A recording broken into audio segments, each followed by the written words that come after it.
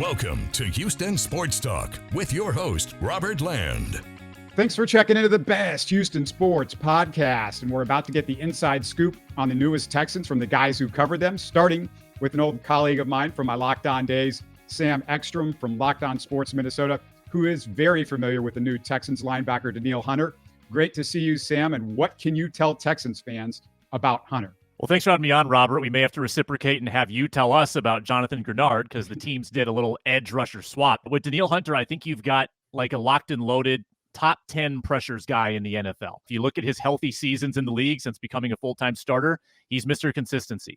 He's going to have 80 pressures next year. If he plays 17 games, that's almost a guarantee. He's done this for a long time now. I'm really intrigued to see how he does in what I assume is going to be a little more of a 4-3 than he's been in the last couple of years in the Vikings 3-4. Would you say that's accurate? Oh, yeah. It's a little bit, but I mean, I know Denico knows what he's doing, so I'm not worried about it. No, and I'm not either because Hunter started in a 4-3 under Mike Zimmer, and he ran the 4-3 up until 2022 when they switched under Ed Donatel, and he was a top 10 pressures guy in the 3-4. But I still think that he was at his best hand in the dirt 4-3 role under Mike Zimmer. The last time he had a full healthy season in the 4-3, though, was 2019, because 2020 and 2021 were more or less lost due to injuries for him. But he was second in the league in pressures back in 2019 in a 4-3. So I think you can have a lot of optimism that he's going to adapt well into that scheme. He is crazy athletic, physical specimen. He's not going to say a lot. I don't think you're going to get massive viral quotes coming out of the locker room from Danielle Hunter. He goes about his business, keeps his head down, but he's a nice guy to have on 3rd and 8 when you're looking for a big play. Any weaknesses with Danielle? Yeah, it's a good question. I mean, I think there were times the past couple of years, in my opinion, where he was a little bit invisible. Now, you might point to he gets accounted for a lot. He gets doubled a lot. And most guys are going to struggle when they're in those situations. The key for Danielle is to get him isolated, try to get him up against a tight end, and he's going to take their lunch money. I don't think that he is as game-wrecking as like a Bosa or a Donald, but I think that he's probably in the top 10 to 15 edge rushers in the league still, and he's going to be able to play on the right side, on the left side. He'll probably be able to stand him up, put his hand down. He's had experience now in both of those schemes. But yeah, I don't think he ever got to like top 3, top 5 status like some thought he would. Had some injury issues that set him back for a couple of years, but you're getting an awfully good player. What's the feeling up there about swapping Hunter for our friend Jonathan Greenard on the edge? Yeah, I think it's mixed. I, for one, like the swap. I think that you get a guy that's 26 and you get him a little bit cheaper. And now you have Greenard through his physical prime. Danielle Hunter is going to turn 30 this year. Now, the 2-year deal for the Texans reduces their liability, so they don't have to sign him until he's 34. They get him for probably 2 years where he's going to be physically very, very good. And then Hunter gets a chance to cash in again, maybe, when he's 31 years old. But I think the Vikings were ready for a fresh face. Honestly, I do. Danielle Hunter was really, really good for them. But, this is a new defense with Brian Flores and getting fresh blood that's younger, a little more cost efficient. I think that it's a good move for the Vikings, but not a bad move for the Texans by any means. You're obviously paying a big price, but you're getting a big-time player. What are the reasons why he was available to begin with? Why weren't the Vikings able to re-sign him, I should say? You have to trace that one back about 3 years. So Danielle Hunter had an offseason contract dispute 3 consecutive years with the Vikings. The reason there was any dispute at all is because he was coming off injury. 2020 missed the whole year. 2021 missed half the year. So after 2021, they didn't want to extend him, so they gave him a Band-Aid contract. Okay, after 2022, he played well, but I don't think they wanted to pay him top edge rusher money because at the same time, they were still paying big money to Kirk Cousins. So it didn't get done at that point either. And I think I even passed over his contract dispute after 2020. So they had 3 consecutive off seasons where they just couldn't come to terms with him. And he wasn't going to give any bargains. He was ready to hit the open market to get an extension that he felt like he deserved. He played, in his opinion, under his perceived value for the Vikings for a number of seasons. And I think that probably rubbed him the wrong way. So he wasn't going to do any hometown discounts with the Vikings going back to 3 years where they just gave him sort of papered over, restructured contracts. Now, I'm sure Blake Cashman is happy to be back in Minnesota. And let me just say, Vikings fans are going to love him. Former guest on our show, huge fan of his. The only concern with him was keeping him on the field. But, Sam, he was excellent when he played.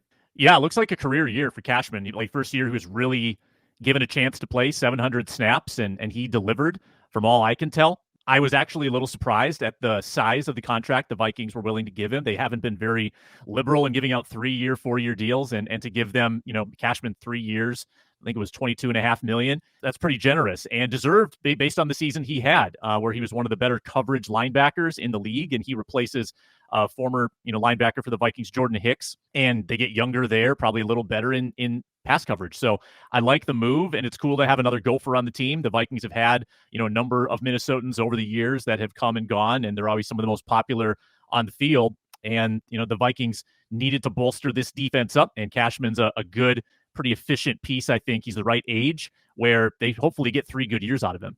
By the way, who's your quarterback? Yeah, I think it's about a coin flip whether Sam Darnold is actually the week 1 guy. He's the seat warmer. He's the stopgap until their rookie is ready. I think it couldn't be more transparent that they're going to make an aggressive move in the draft. If they don't, then everybody's scratching their head, because you don't make all these expenditures on defense. You don't bring in Aaron Jones. You don't try to keep Harrison Smith unless you are going to be a competitive team. So Sam Darnold, not super inspired. He had a nice little stint end of 2022 when he started 6 games. But Darnold is just there as an insurance policy if the rookie isn't ready, in my opinion. I think that at most you're seeing him for 2 months, and then they probably pass the torch to the next guy. Well, Texans fans are going to be keeping an eye out on what's going on in Minnesota with the ex-Texans up there. Sam's at Sam Ekstrom on X. It's Locked On Minnesota Sports. Always great to talk with you, Sam, and thanks so much for the information. I know Texans fans will really be interested in all of this stuff. Yeah, thank you, Robert. And we will be comparing the Texans and Vikings now for a couple of years with our new guy, Greenard, and your new guy, Hunter. So that'll be interesting.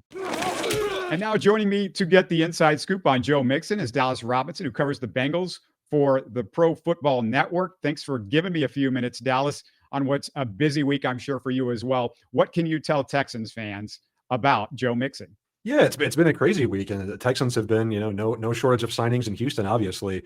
I think Joe Mixon, from a Bengals perspective, I think a lot of Bengals fans were maybe not happy that he left, but we're ready to move on. If only because, I think Joe Mixon wasn't exactly the most explosive player, and that's what the Bengals were looking for. They were looking for someone to pair with Chase Brown and kind of have this two-headed attack. And, Joe Mixon didn't always give them that last year. For the Texans, I think it's a little bit of a different case where I think Joe Mixon actually is a pretty good fit for the Texans for a couple of reasons. I think the Texans have a better offensive line than the Bengals do. I just wrapped up doing our offensive line rankings. I think that Houston's offensive line is better than Cincinnati's and should be improved as multiple guys get back from injury. So I like that a lot. I also like the fact that the Houston Texans use under center far much more often than the Bengals do. I think running under center is a real strength for Joe Mixon and something he didn't get to do a lot in Cincinnati, with Houston using that under center game and that play action game where CJ Stroud turns his back to the defense. I think Mixon's a really good fit from that perspective. So I know there are concerns, at least from a Bengals perspective, but from what the Texans were dealing with last year, I think Mixon represents a pretty good upgrade. Yeah, I want to go over some numbers with you, and you tell me if this passes the eye test, because you tell Texans fans that want to believe that this is a great move, and they're going to say, oh, well, that's because of the Bengals offensive line. But let me just throw some stuff out at you. Among 34 NFL running backs with at least 150 plus carries last year, he ranked 26th in yards per carry, 33 in yards after contact, 22 in explosive play percentage, and 33 in breakaway percentage. The other concern I know is his pass protection. The Pro Football Focus grade on him was 29.7 last year. He allowed 4 hurries, 3 quarterback hits, 1 sack, and 2 penalties in 71 snaps. Are those things that we should be worried about as Texans fans? I think the pass protection stuff should definitely be a concern if you're a Texans fan. The Bengals regularly did not trust Joe Mixon on third downs and passing downs. That was a role that Samaje Perine held in Cincinnati for a long time. They tried to re-sign him last offseason, and he ended up going to the Denver Broncos. It was a role that they didn't really have at times this past season. Chase Brown was a rookie. They didn't really trust him in pass protection. The Bengals got to a point where they end up using tight end Drew Sample as their third down pass protecting back because they just didn't trust Mixon in that regard. So I think that is absolutely a concern.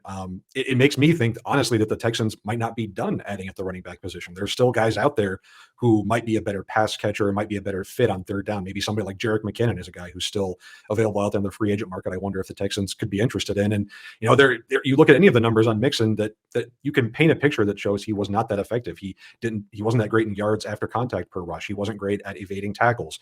There are a lot of concerns for a guy who is 27, 28 years old. So I understand that. I think if you're just looking to improve upon a baseline for the Texans rushing game, which was among the worst in the league, I think Mixon in combination with a healthier offensive line can do that. I think if Texans fans are putting all their eggs in Joe Mixon's basket and hoping he's going to suddenly revert to the guy he was 3 or 4 years ago when he was a Pro Bowler and Bill Belichick was calling him arguably the most talented back in the league, I don't think we're getting back to that. As far as just on a down-by-down consistent option, I think Joe Mixon can probably be that for the Texans at what is a relatively decent price. What was Bengals fans' reaction when they moved on from Mixon? I would say there were some fans who I think kind of were not happy with it because of what he's meant to the franchise. I mean, especially before Joe Burrow got here, Joe Mixon was a huge part of this offense. I mean, he's been here through down times and good times. He's had a lot of productive seasons. I think that most Bengals fans had kind of accepted that Cincinnati was not going to bring him back on his existing cap hit. It just wasn't going to happen. The Bengals were looking to get cheaper in that room. They wanted to add somebody at a lower cost, which they eventually did with Zach Moss, who was a little bit younger, who has less tread on his tires, and who came at a little bit of a lower annual rate. So I don't think there was a huge sense of surprise or anything that Mixon was gone, because I just think so many people expected it to happen. Now, are people going to be happy if Zach Moss and Jace Brown don't look good next year and Joe Mixon is playing well for the Texans? I'm not sure, but at this point in time, I don't think there was like a huge concern that the Bengals don't have Joe Mixon anymore. Should Mixon's off the field incidents have any concern for Texans? What was he thought of up there? How did he look to the outside as far as just as a good citizen? It's interesting. Guys with off the field stuff in Cincinnati is not exactly a new thing. Now that's changed in recent years. Back in the early 2000s, they were kind of known for having a lot of players who weren't exactly the nicest guys off the field. And Joe Mixon is one of those guys. He obviously, punched a woman in college before he got to the NFL. This past year, he was accused of waving a gun at someone not in the road. He was accused of another incident that involved guns at his home. He's had trouble with reporters. He boycotted several Cincinnati reporters last year, including my podcast host, Jay Morrison, for reasons that were kind of unexplained. There's a lot going on there with Joe Mixon. And, I think anybody can make that judgment for themselves. I'm not sure that stuff played into why Joe Mixon was cut. The Bengals didn't do anything last year when he was going through legal trouble and was literally standing trial for some of this stuff. The Bengals stood by him and didn't make a move. So I think in their mind, this was more so performance and salary cap related. But I think maybe from a fan perspective, some of that off the field stuff is definitely come up. Was it a locker room chemistry issue at all? Any of Joe Mixon stuff? Not as far as I'm aware, and nothing that Jay Morrison, who's on Insight in Cincinnati for us, and he's in the locker room pretty much every day or after games and on the field every day. Never heard anything like that from a locker room perspective. I think most of the guys who he's played with have sent messages to him, on Twitter and giving their regards to him and telling him good luck. Never really heard anything about anything inside the locker room as far as him not getting along with the guys and his other teammates. Well, very interesting information. I'm looking forward to see what he can do on the field. Can't tell you how much we appreciate you taking some time. It's at Dallas D Robinson on X, and it's the PFN Bengals Podcast with Jay Morrison. Is that all correct, Dallas? That's all correct. Absolutely. Thank you so much for having me on. And as a Bengals writer and semi-fan, kind of thank you to the Texans for Sheldon Rankins and that interior pressure that the Bengals will have this year. Yeah, you're going to like Sheldon a lot. Hey, man, thanks so much. Thank you. Now joining me to get the inside scoop on Denico Autry and Azeez Al-Shaair is David Boclair, who co-hosts the Bleav in Titans podcast, part of the Bleav Network. And it's always good to catch up with somebody in the Bleav Network. They've been so good to us, David, and thanks for giving us a few minutes on this. Happy to do it, Robert. How are you today? Oh, doing great. I think Texans fans are really excited, and they're very excited for a lot of things, but especially the additions of Autry and Shaair. Let's start with Denico Autry. What can you tell Texans fans about Denico? Yeah, let me start by saying you couldn't have signed two more different personalities, I guess. Azeez Al-Shaair is one of these guys, comes out of the practice field every day, and you don't have to see him to know he's there. He's singing or hollering or whooping it up or doing whatever. And Denico Autry is he is a man of few words. I think he is an interesting guy, but he when you interview him, you'll find you get 3 and 4 word answers to questions. It's not that he's uncomfortable. He just doesn't talk a lot, but the guy can play. He's a little older at this point. He was an undrafted guy, but he's been around the league for a decade now. He, the Titans used him in a lot of different ways. He can play with his hand in the dirt opposite any offensive lineman. You can even stand him up a little bit and do some things with him. He has a really, really good sense of timing for the stunts and the games and things like that. He especially worked well with Jeffrey Simmons here, where those guys would time things up remarkably well. He's not Aaron Donald or he's not Max Crosby. He's not that kind of player. But what he is he's a really good. He's a good player who plays great is kind of the way I can describe him. He's just not going to overwhelm people with his physical gifts or whatnot, but he knows exactly what to do, knows exactly how to do it. And you get to the end of the game and he's got 8 tackles and a sack and a half. And it seems like that kind of is almost like the norm for him. What are his weaknesses, if you can find any over the last couple of years? Like his age is a concern at this point. I think if you're the Texans, you do worry about that. But he has been really durable. So you're figuring that he's going to keep doing what he's been doing, or at least close to it. The Titans were really careful with him in terms of his management during the week. He was one of those guys who would get a rest day every third or fourth day in training camp. And then during the season, they would once a week, most weeks, not every week, but it seemed like most weeks would get a day off, and listed on the injury report as not injury related. He's not like I say, you can stand him up when you do so. He's not gonna run with tight ends and shut anybody down that way. He's really kind of a guy who's at his best just going straight forward and kind of see ball, get ball kind of thing, and get ball carrier to the ground is kind of the way he operates. I think he keeps it really simple in his own mind, and it was real effective for a few years here. I don't know if you saw the tweet. Jeffrey Simmons, for one, was not happy, A, that the Titans did not re-sign Autry, and B, that he did sign within the division. Let me ask you, because what's happened here in Houston is we've lost our 2 starting tackles as you and I are speaking. We're talking Thursday afternoon, so maybe something will happen before I can get this up or before somebody happens to see it. But right now, there's no starting defensive tackles per se. Denico has played inside. They signed Danielle Hunter to play some outside, obviously, and a lot of downs outside. Obviously, they can switch him out, but how is Autry playing inside? Is he just somebody that's a pass rusher inside, or can he handle the run game inside as well? No, he can absolutely handle the run game. He's not one of those giant men who's just simply going to occupy blockers, right? What he does is he's more of a disruptor up there, a guy who he can be really quick off the ball at times, and the whole scheme is designed to do one thing, and he slips between the guard and the tackle, or the guard and the center, and suddenly the whole blocking scheme isn't going to work because he's a half a step or a step into the backfield, and again, it's not this super eye-catching explosion off the ball with him, but it's just a great sense of timing, a great sense of feel, and it's not like he's an undersized guy getting under or around the 320-pound offensive lineman. He matches up well with them that way. He's just a guy who has a knack, I think maybe is the best way to say it. Let's move over to linebacker Azeez Al-Shaair, and the Texans fans not familiar with him, but Denico obviously very familiar with him from their days in San Francisco. What can you tell us about him? Yeah, and I think that's what people should feel really excited about down there in Houston, that he knows Denico, that he knows the system that he's going to be stepping into, that Denico certainly knows him and knows how to use him. Here in Tennessee last year, it sort of took him a little while to get going, but by the end of the year, you could see he was playing really fast. He's just one of those sideline to sideline linebackers, can run really well, can get to the ball. The Titans defense didn't play well last year, particularly the secondary, so he wasn't in a position necessarily to make a huge impact on games. A lot of times teams were kind of able to do what they wanted throwing the ball against the Titans. But Azeez Al-Shaair is a guy who can, he can defend the pass, I think, better than what we saw here last year, just because the whole secondary just kind of never worked well together. But really, he's one of those guys who's going to run sideline to sideline, make a lot of tackles. And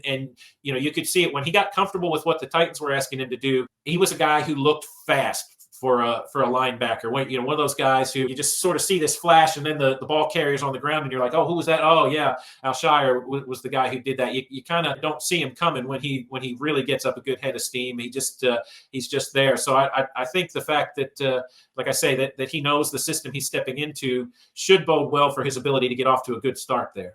The numbers against the run game were fantastic. He's solid against the pass. He's better run defender, but yes, it looked like he was really good against the pass as well. Definitely not poor against the passes. Is there a weakness that is considered in his game? I don't know that there's a glaring weakness. I don't think you're going to line him up over a slot receiver too often and say, hey, here, cover this guy, make sure he doesn't get the ball. Now he's fast enough that he can run. He can run with some of those guys, especially if they go with a deeper intermediate route kind of thing, as opposed to the really quick things that a lot of guys do out of the slot. Yeah, he can do that, but I don't think you're going to ask him as part of the game plan to say, hey, we need you to, this week we're going to need you to match up with this guy in the slot and do your best shutting him down. You really want him being that guy who's running and not getting blockers on him if at all possible, and just getting to the ball, getting the ball carrier down. All right, now the $1 million question. Why are those guys not signed with the Tennessee Titans? What happened there? It's a really good question. Al-Shaair, for example, he knows the GM, Rand Carthen here. It came on a 1-year deal and things went well. My guess is he wanted to play for Denico Ryans again. As simple as that. I never got the sense that he was unhappy here or that he thought this was a bad decision to come here last year. I think it's more, and I think probably a lot of what you're seeing with the Texans, because at least to me, it feels like, I was having this conversation with somebody yesterday. It feels like the Texans are having one of the best free agent signing periods right now, and they're doing a lot. And I think it probably speaks to C.J. Stroud and what guys around the league think about him, and the idea that, hey, that's a place I can go and probably win a lot of games with a quarterback like that. There's probably a little bit of a pull there. Denico, I don't know, other than maybe, Mike Vrabel was a guy, he has a reputation. The wider reputation for Mike Vrabel is that he's a player's coach. Players love playing for him. And over the last 6 years here, this was a great place for guys to be. That's true to an extent, in that the guys who loved Vrabel really loved him, but there were also a lot of guys who didn't enjoy his personality, didn't enjoy playing for him. In Denico Autry's case, Denico Autry was very much a Mike Vrabel guy, and it was a total mutual admiration society between the two of them. So my guess is and again, Denico's a guy who's not going to tell you much of anything, but my guess would be that he was looking at it like, I love playing for Vrabel. I don't want to be here if he's not going to be here. And he went and found himself another opportunity. He's about completed the AFC South slam now. If he can find a way to get to Jacksonville before the end of his career, he'll hit everybody. What's been the Titans fan reaction to losing Autry and Al-Shaair? Al-Shaair wasn't here long enough that people were terribly worried about that. Autry, I think, hurt, and I mentioned the Jeffrey Simmons tweet when that went out. That really got people that got people's attention too. But things have sort of eased, I would say, on all fronts with the Calvin Ridley signing. People felt okay with what was going on with the first part of free agency, but the Calvin Ridley deal was one that I think everybody sort of felt like he was going back to Jacksonville. It seemed like the way the wind was blowing. So not only did the Titans get a player like that, they got a player from a division rival, and it felt like it was a little bit out of the blue. So everybody's sort of moving on from the negative right now and focusing on the positive, much more so than at any point in the last couple of years. With what's going on with the Titans right now. Yeah, you guys also added Tony Pollard. What's your feeling, big picture, on Titans free agency? Yeah, the Tony Pollard signing is interesting because, they've got Tyjae Spears, who was a rookie last year and showed a lot of promise, and looks like a guy who can be a really good, versatile back in this league. And it speaks to the fact, Titans under Mike Vrabel, it was always, we want two different kinds of running backs. We want Derrick Henry and pounding between the tackles and doing the things he does. And then we want a smaller, quicker back who can catch passes out of the backfield, do some of those things. Spears and Pollard are very similar in a lot of ways. So, you can tell under Brian Callahan that the offense is going to have a very specific running back list of duties in mind, which doesn't matter who's in the game. They're going to be doing the same things, and that hasn't been the case. The addition of Lloyd Cushenberry at center, I think, is huge for this team. For whatever reason, this team has not been able to develop centers. It has pretty much been at its best when it signs veteran centers, and they come in here. You look at the 4 years Kevin Mawai, the last 4 years of his career, he came in here 2006 through 2009. 3 different running backs, ran for 1,000 yards during that time, capped by Chris Johnson's 2,000-yard season. More recently, you had Ben Jones, who you guys, of course, know well there in Houston. The offensive line wasn't dominant during Ben Jones's time here, but he made sure that the right calls were made, and you end up with a 2,000-yard season for Derrick Henry with Ben Jones there. So I think the addition of Lloyd Cushenberry is a big one. Awuzie, the cornerback from Cincinnati, had to get a guy like that. Titans cornerback situation is a mess right now. Awuzie doesn't solve all their problems, but he's a good step in the right direction. And the pairing of Calvin Ridley and DeAndre Hopkins, another guy, of course, who well, people are very, very excited about that. This team quite frankly, has had trouble scoring points the last 2 years. And with Ridley and Hopkins and Pollard and Spears and Will Levis, who's going to develop to some degree, we'll see how he turns out. I think the feeling is that the Titans are going to be able to outscore some teams this year if they need to, which certainly was not the case at all at any point in 2023. How do Titans fans at this point look at the rivalry with the Texans? Because it's real interesting. You mentioned DeAndre Hopkins. There was Andre Johnson who went over to Tennessee for a second after he left the Texans. And then, we had Mike Vrabel, and now the Autry and Al-Shaair. There's a lot of cross-pollination between these two teams. Yeah, it seemed like there for a while that Mike Vrabel wasn't going to look at any player unless it was somebody he knew from his days with the Texans. And I mean, that's an exaggeration, but there were a lot of guys. I mean, I'm talking more than 24 guys who came from Houston, either directly or indirectly, who were guys that Vrabel knew from his time there. Plus, coaches like Bobby King and Dennis Kelly and Anthony Midget. And it was the same sort of thing. You get the sense that Vrabel really loved his time in Houston. And there were a lot of guys there that he felt very comfortable with. It's kind of odd. There's obviously the whole thing with the Oilers and the Titans wearing the Oilers throwbacks this past year. And Nashville sort of, and Titans fans, I think they're sort of bemused by that. I don't think they feel a real sense of anger or disdain.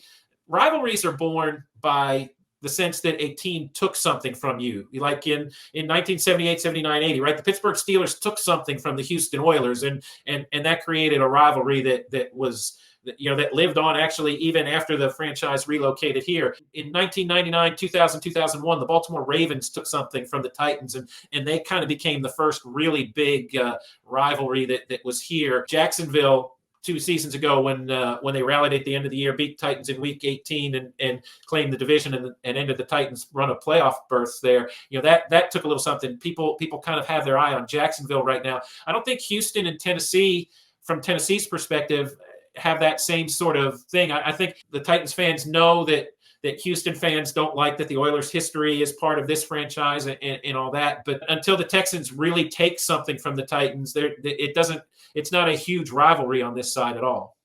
I'm wondering up in Nashville what they look at this as, because, in Houston, the Oilers mean a lot to this city, and they don't mean anything to the people in Nashville, we figure. But, Amy just feels like, oh, it's a part of our history and whatever, but it's not a part of anybody that's rooted for the Titans. I would imagine there's just a handful of people left that might have rooted for both franchises. But speaking as a Houstonian that grew up an Oiler fan, once they left, I didn't like them anymore. And they don't have Houston in the front of the team anymore. So it's just, it's kind of weird that she is so dead set on, well, this is our history, because no, it's the history belongs to Houston. Franchises, once they move from city to city, that doesn't belong to you anymore. It's a public thing, I think.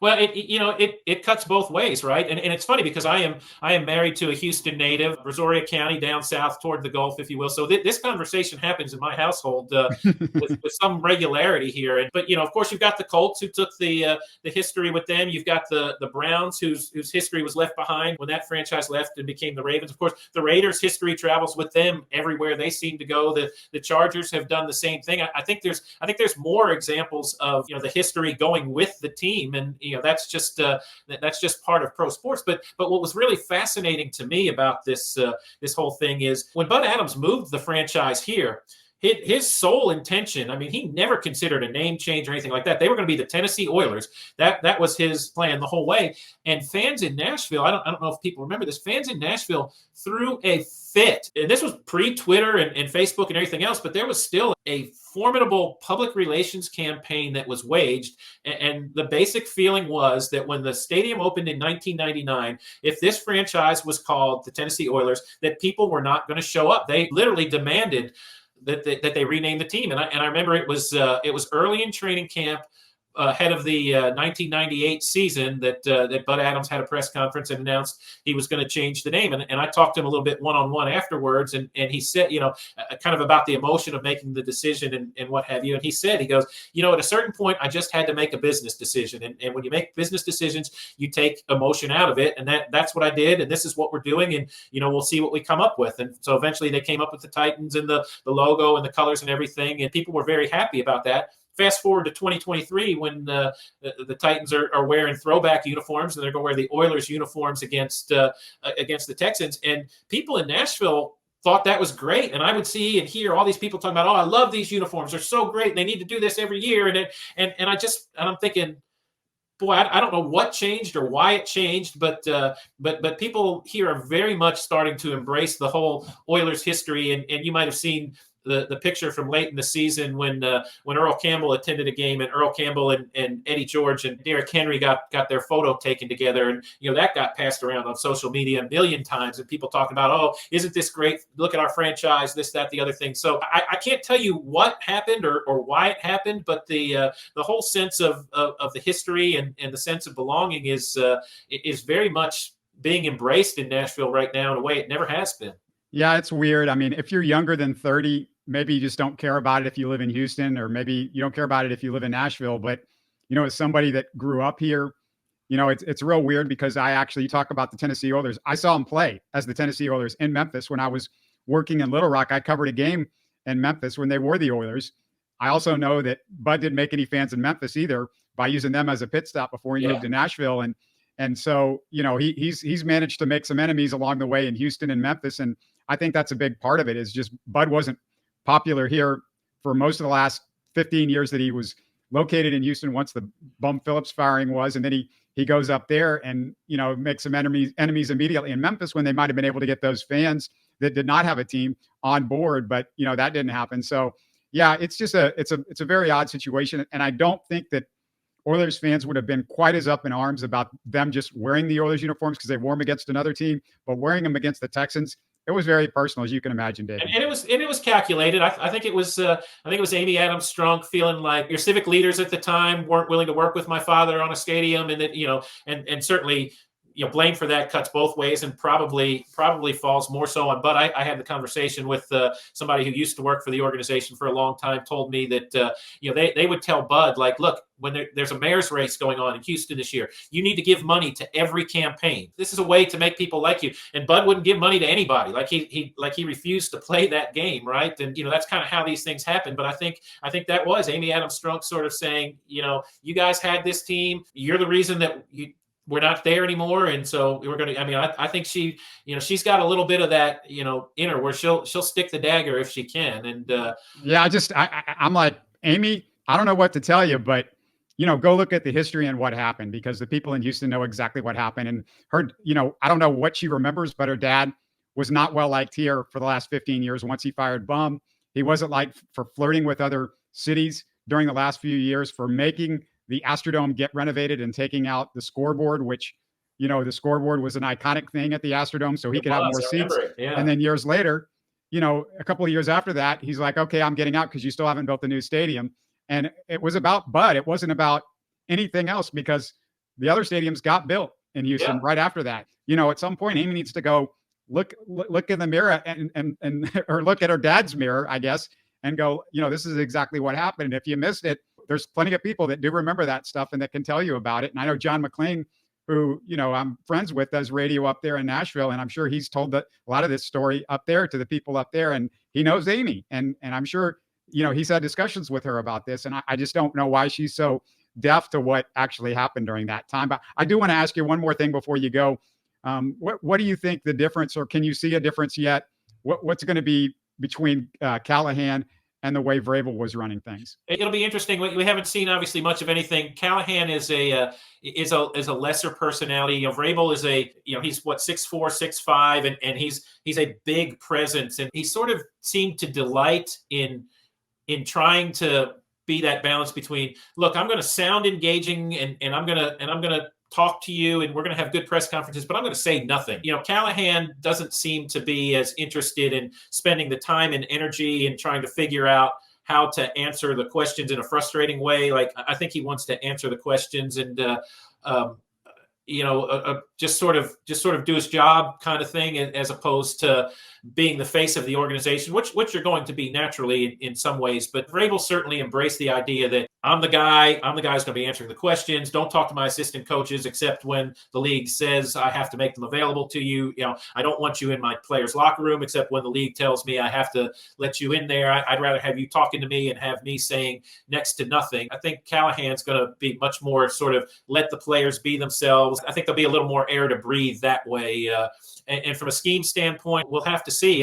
One thing I've liked that Brian Callahan has said, or it's more what he hasn't said. Like I always say, be careful of offensive coordinators who have had a lot of success with great quarterbacks, right? Because great quarterbacks can make anybody look good, I think. And, when you start reading Brian Callahan's resume, they start talking about, well, he was in Denver with Peyton Manning. He was in Detroit with Matthew Stafford. He was with the Raiders and Derek Carr and Joe Burrow in Cincinnati. Now, obviously, Burrow was a young quarterback when he got him, but I think in a lot of ways it would have been harder to screw up Burrow than to make him good. And Brian Callahan takes no credit for anything those guys have done. In fact, what he said was, I got to watch those guys work. And with a young guy like Will Levis, I can sort of tell him, this is what I saw these guys do. Think about this, maybe try that, and that sort of thing. And he doesn't profess to have the perfect offensive playbook as some of them do too. He says, we're going to have enough in the plan that we should be able to find what works, but as the game goes on. But he admits that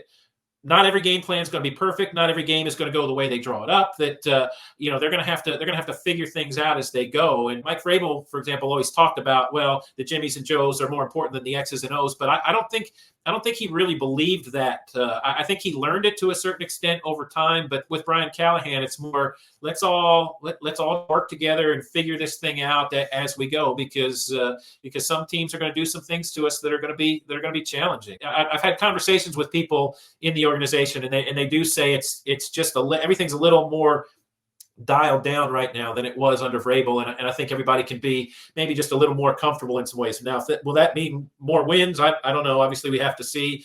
The young quarterback's going to have a lot to say about that. But when you talk about Amy Adams-Strunk, she's starting to behave a little bit more like her father here, in that she seems to turn on people pretty quickly and pretty suddenly, as she did with John Robinson, the former general manager, and now Vrabel, a guy who she basically told a year before, like, look, you're going to be here as long as you want to be here, and we're going to do as many contract extensions as need be. And then all of a sudden he's out the door this year. And anybody who knows the history of the Oilers remembers how Bud chewed through head coaches pretty quickly there for a while, and without much success. Yeah. Oh my goodness. It was a coach a year for several years before Bum Phillips showed up, and yeah, it was crazy. That history is very remarkable. Great stuff, David. It's at Boclair Sports on X, and it's the Bleav in Titans podcast with John Glennon and Denard Walker. Is that right? That's correct. Yep. Well, thanks so much for giving us the time. Really appreciate it. Anytime, Robert. Have a great week. You're listening to Houston Sports Talk. Hey, don't forget to support us by subscribing and commenting on YouTube. You can always listen to us on Spotify, Apple, or your favorite podcast app. Tell your friends about us and share our show links on social media. Spread the word, everybody. Thanks for listening.